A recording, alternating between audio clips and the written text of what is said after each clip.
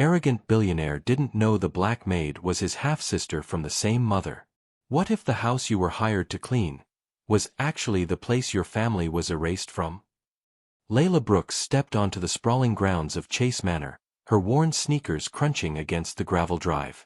The mansion loomed before her, its white columns gleaming under the Georgia sun, a monument to wealth and history. At 42, Layla carried herself with quiet dignity, her dark eyes sharp but guarded, her braided hair pulled neatly into a bun. She adjusted the strap of her bag, filled with cleaning supplies, and took a deep breath. This wasn't just a job. It was a reckoning. The estate had been in the Chase family for generations, its plantation roots buried beneath modern renovations. To the world, it was a symbol of Southern elegance, owned by Dominic Chase, a Wall Street titan who'd made billions betting on markets others couldn't read. At 38, Dominic was a man who commanded rooms with a glance, arrogant, cold, and untouchable. To him, Layla was invisible, just another maid hired to keep his pristine world spotless. But Layla knew this house. Not from blueprints or tours, but from stories whispered by her late mother, Clara, in the dim light of their small Atlanta apartment. Stories of her grandmother, Esther, who'd worked these same halls in the 1940s, her hands calloused from scrubbing floors for a family that never saw her as more than help. Stories laced with pain, shame, and a secret Esther carried to her grave, a child born in secret, fathered by the white plantation owner who'd never acknowledge her. That child was Clara, Layla's mother. Layla's heart thudded as she crossed the threshold, the scent of lemon polish and old wood flooding her senses. She wasn't here for money. She was here to face the ghosts of her family's past, to walk the halls that should have been partly hers. Layla's first weeks at Chase Manor were a study in endurance. Dominic barely noticed her, his days consumed by calls to New York, his voice sharp as he barked orders to unseen subordinates. When he passed her in the halls, his eyes slid over her like she was furniture. "Make sure the study's spotless by noon," he'd say, not bothering to look up from his phone. Layla would nod, her face a mask of calm, while inside, her mother's stories churned like a storm. The other staff, cooks, gardeners, a butler named Harold, were kind but distant, bound by the unspoken rule of servitude, don't ask, don't tell. Layla kept to herself, her hands moving with practiced precision as she dusted crystal vases and polished silver. But every room held echoes. The grand staircase where Esther once tripped under the weight of a heavy tray. The dining room where she'd served meals while swallowing her pride. The attic, where she'd hidden her tears. Layla's mother had warned her, "That house holds our pain, baby. Don't go looking for it." But Layla couldn't stay away. She needed to see it, to feel it, to understand why her grandmother's life had been erased from the Chase family's story. One humid afternoon, Dominic was away in Manhattan, and the house was quiet save for the hum of cicadas outside. Layla was tasked with cleaning the attic, a cavernous space cluttered with relics of the Chase family's past, trunks of moth-eaten clothes, dusty portraits, and forgotten furniture. As she swept, her broom caught on a loose floorboard. Curious, she knelt, prying it open with a screwdriver from her bag. Beneath the board was a small, tarnished locket, its surface engraved with delicate initials, E.M. and J.C. Layla's breath caught. Esther Monroe, her grandmother, and J.C., Jonathan Chase, the plantation owner. With trembling hands, she opened the locket. Inside was a faded photograph. Esther, young and striking, her eyes heavy with secrets, standing beside a stern-looking white man with Dominic's sharp jawline. Jonathan Chase. Layla sat back on her heels, her heart pounding. She'd heard the stories, but this was proof, tangible, undeniable. Her grandmother's shame, her mother's existence, had been hidden in this house for decades. She slipped the locket into her pocket, her mind racing. She couldn't stop now. She needed more.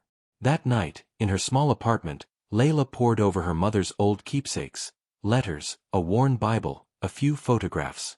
One letter, yellowed and brittle, was addressed to Esther from Jonathan Chase. It was curt, cold. "You'll get what you need, but don't speak of it. Ever." Tucked inside was a birth certificate for Clara, listing Esther as the mother and Unknown as the father. But the locket, the initials, the photograph, they told a different story. Layla's hands shook as she realized the truth. Clara wasn't just Esther's daughter. She was Jonathan Chase's daughter. Which meant Layla and Dominic were cousins, bound by blood and a shared mother's lineage, hidden by decades of silence. Layla waited for the right moment. Dominic returned from New York, his mood darker than usual. She found him in his study, surrounded by leather-bound books and a glass of bourbon. She knocked softly, her apron still tied around her waist. "Mr. Chase," she said, her voice steady but low. "We need to talk." He barely looked up. "If it's about the schedule, talk to Harold." "It's not about the schedule."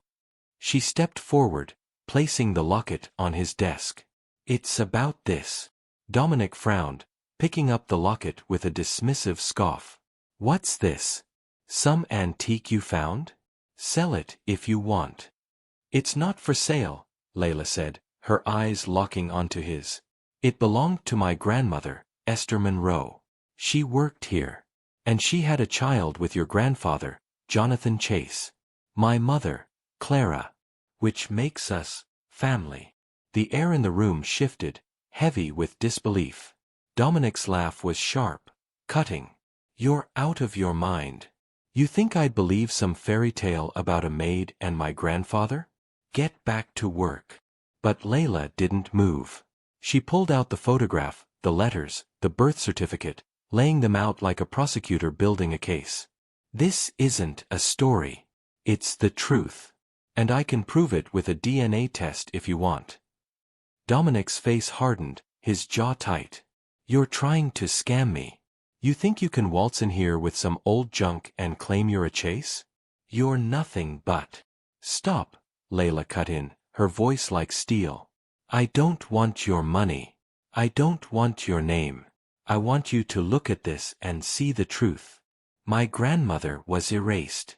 My mother was erased. I'm not here to take anything from you. I'm here so you know who I am." For the first time, Dominic was silent. He stared at the evidence, his hands clenched. Then he stood, his chair scraping against the floor. "Get out," he said, his voice low. "And don't come back." Layla left the study, but she didn't leave the house. She returned to work the next day, her head held high. If Dominic thought he could silence her, he was wrong. She wasn't Esther, forced to hide. She wasn't Clara, burdened by shame. She was Layla Brooks, and she would be seen. Days passed, and Dominic avoided her.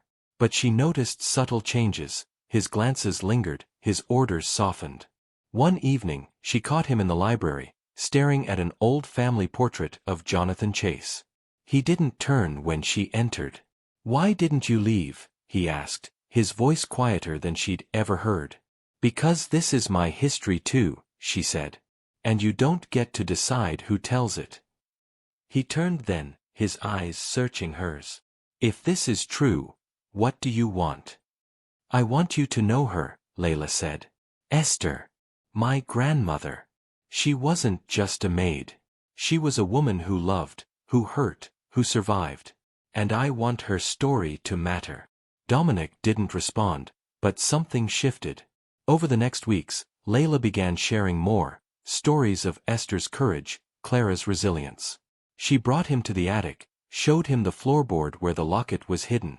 She spoke of the pain her family carried, the weight of being invisible in a house that profited from their labor. Slowly, Dominic listened. His arrogance cracked, revealing a man grappling with a legacy he'd never questioned. He ordered a DNA test, and when the results confirmed their connection, he sat in silence for a long time. "I didn't know," he finally said. "I should have known." But the story wasn't over. One night, Layla received a call from Harold, the butler. "You need to come to the house. Now." When she arrived, the mansion was lit up, police cars parked in the drive. Dominic stood in the foyer, his face pale. "They found something," he said. "In the old well." Workers renovating the grounds had discovered a hidden compartment in the estate's abandoned well. Inside were letters, dozens of them, written by Jonathan Chase to Esther, confessing his love, his shame, and his fear of his family's disapproval. But there was more, A will, dated 1948, leaving a portion of the estate to Esther and her daughter, Clara. It had never been filed. Jonathan's family had buried it, ensuring Esther's silence. The discovery hit Dominic like a tidal wave. His family hadn't just ignored Esther, they'd erased her rights, her legacy. Layla felt the weight too, but it wasn't anger that consumed her. It was resolve. "We can't change the past," she told Dominic. "But we can make it right now." Dominic didn't act immediately.